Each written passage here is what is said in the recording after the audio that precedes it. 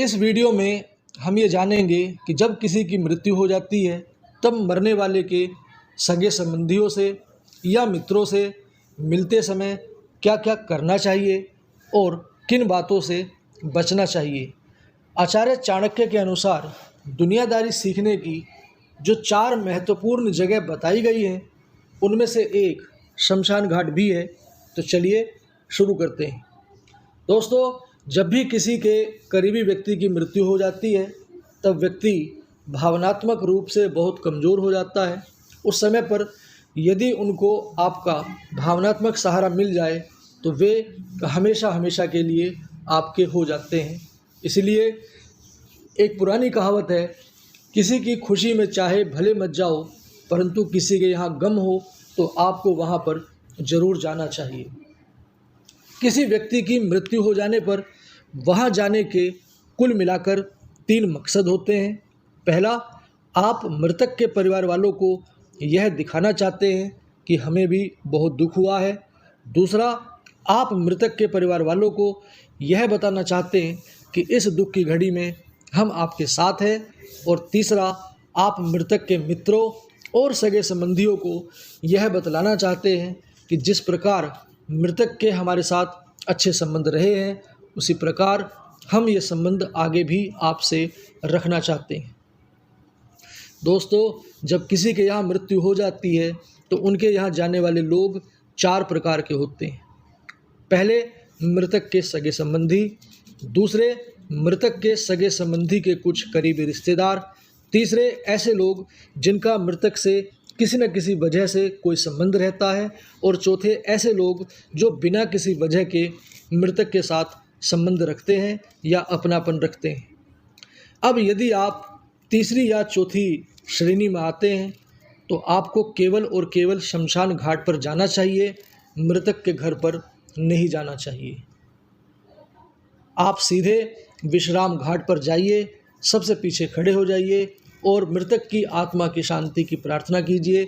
और अंत में मृतक के सगे संबंधियों से मिलकर, उनकी आंखों में आंखें डालकर, उनके हाथ को अपने हाथ में लेकर उन्हें बताएं कि मृतक के आपसे बहुत अच्छे रिश्ते रहे हैं, वो एक बहुत अच्छे आदमी थे, उन्होंने मेरी बहुत मदद की थी और यदि आपको भी कभी किसी मदद की आवश्यकता हो तो संकोच न करिए। अब यदि आप पहली या दूसरी कैटेगरी में आते हैं, यानी कि आप मृतक के सगे संबंधी हैं या मृतक के सगे संबंधियों के करीबी रिश्तेदार हैं, तो आपको सीधा मृतक के घर पर जाना चाहिए और इस बात का ध्यान रखना चाहिए कि आपकी वजह से वहाँ पर कोई असुविधा या दुख नहीं हो। अंतिम संस्कार में शामिल होते समय मोबाइल को वाइब्रेशन मोड में डाल दें। इस बात का हमेशा ध्यान रखें कि अंतिम संस्कार में आप हमेशा पैंट शर्ट पहनकर ही जाएं, जिससे आपको किसी भी काम को करने में असुविधा ना हो। इसके अलावा जब आप अंतिम संस्कार में शामिल होने जाते हैं तो कोशिश ये करें कि आप चप्पल ही पहन कर जाएं। यदि आप मृतक के सगे संबंधी हैं या मृतक के सगे संबंधियों के करीबी रिश्तेदार हैं तो आप पत्नी और बच्चों को ज़रूर लेकर जाएं।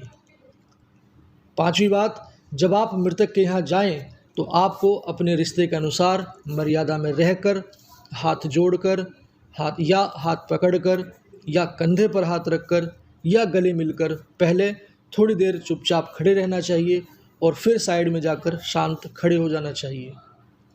दोस्तों, इस दुनिया में बहुत से ऐसे लोग हैं जिन्हें ये मालूम ही नहीं होता कि किस जगह पर कैसी बातें करनी चाहिए और कैसी नहीं करनी चाहिए।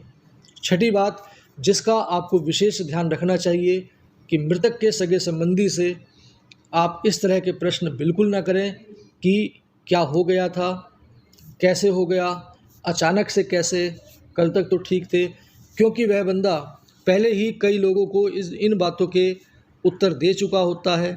अब आपके दोबारा इन प्रश्नों को पूछने से सिवाय इरिटेशन के और कुछ हासिल नहीं होता। 7वीं बात, आपको कभी भी उस जगह पर प्रैक्टिकल और फिलोसॉफी वाली बातें नहीं झाड़नी चाहिए।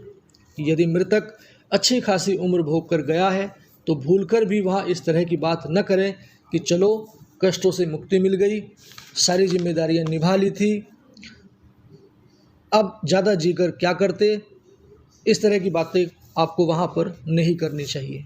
इसके अलावा 8वीं बात जो आपको ध्यान रखनी चाहिए, जब भी आप अंतिम संस्कार में जाएं तो ज़्यादा अपनापन दिखाने से या ज़्यादा समझदार बनने से आपको बचना चाहिए।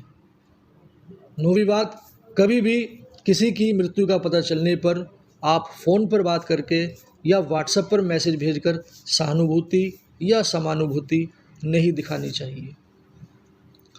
जब आप ऐसी जगह पर होते हैं तो आपसे जितना बोला जाए आपको उतना ही काम करना चाहिए।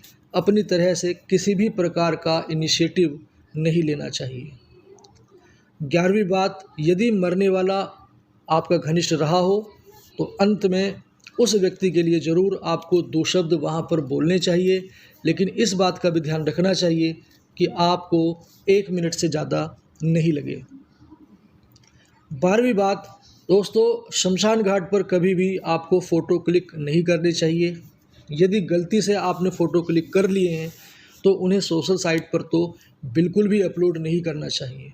यदि आप अपना दुख प्रकट करना चाहते हैं, अपने सोशल साइट के दोस्तों को बताना चाहते हैं, तो आप मृतक की मृत्यु से पूर्व की फ़ोटो को अपलोड करें और फ़ोटो के साथ अपनी भावना भरे 2 शब्द मृतक के लिए ज़रूर लिखें।